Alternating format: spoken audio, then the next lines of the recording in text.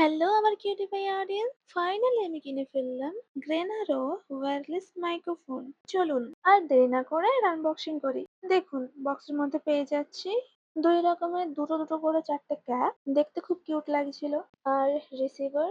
আর এর মেন ব্যাপারটা কি জানো, এটা শুধু অ্যান্ড্রয়েড না, আইফোন আর ক্যামেরাতে ইউজ করতে পারি। আরো থাকছে দুটো ট্রান্সমিটার মাইক। আমার সেই লাগছিল যখন আমি স্টিকারটা তুলছিলাম। আর এর সাথে পেয়ে যাবে দুটো ক্লিপ।